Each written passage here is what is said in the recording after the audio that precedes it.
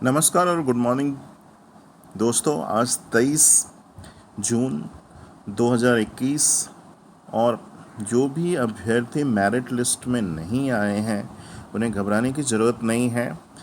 और कुछ अभ्यर्थी कल सचिवालय गए थे और वहाँ से जो रिपोर्ट है कि उनके लिए एक कमेटी गठित कर दी गई है। तो कमेटी गठित तो कर दी गई है, पर अभ्यर्थियों को ये रिक्वेस्ट करना चाहिए, ये प्रयास करना चाहिए कि उनको जो आने वाली जो भी नियुक्ति है 7वें चरण के लिए प्रमाण पत्र दिया जाए और उन्हें अप्लाई करना दिया जाए।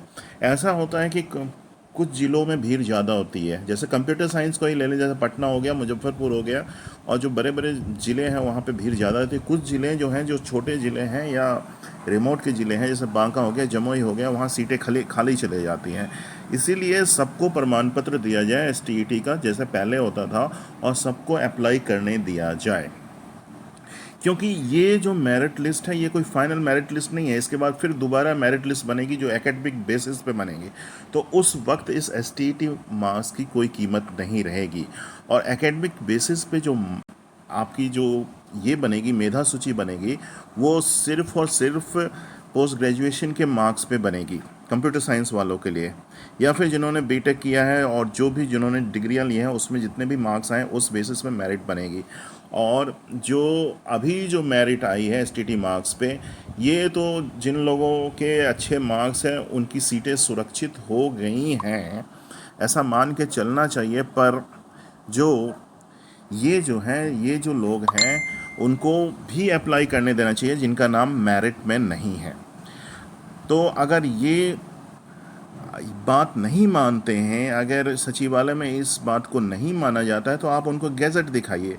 गैजेट में ऐसा कहीं नहीं लिखा है कि नोटिफिकेशन में जो बातें लिखी हैं कि आपको मेरिट में आना पड़ेगा, ऐसी कोई बात नहीं लिखी है। आप गैजेट के हिसाब से चलें तो गैजेट पे जो बातें लिखी हुई हैं आप देख लें, जो भी आपका क्वालिफ़िकेशन है और जो कंप्यूटर साइंस के बारे में है कि इसमें बीएड की अनिवार्यता नहीं है। गैजेट में सिर्फ इतना लिखा हुआ है कि बिहार सरकार द्वारा आयोजित शिक्षक पात्रता परीक्षा में उत्तीर्ण होना चाहिए।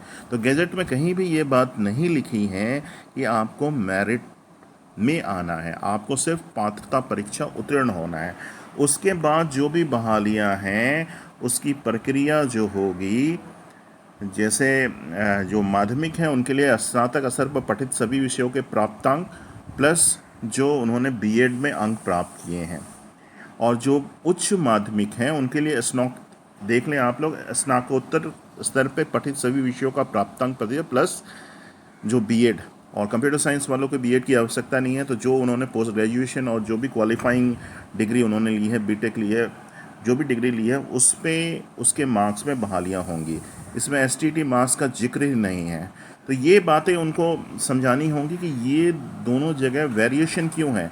एक जगह तो सिर्फ इतना लिखा हुआ है कि आपको एसटीटी एग्ज़ाम सिर्फ क्वालिफाई करना है, पात्रता परीक्षा क्वालिफाई करना है, जो मैंने आपको दिखाया है, आप देख लें। यहाँ पे बिहार सरकार द्वारा आयोजित शिक्षक पात्रता परीक्षा में उत्तीर्ण, कहीं नहीं लिखा हुआ है कि आपको सीटों के अंदर आना है। तो ये जो दो तरह की वेरिएशन है इसको सरकार क्लियर करें, और जितने भी अभ्यर्थियों ने एग्ज़ाम दिया है जो उत्तीर्ण हैं उन्हें एसटीटी प्रमाण पत्र दें और अप्लाई करने दें।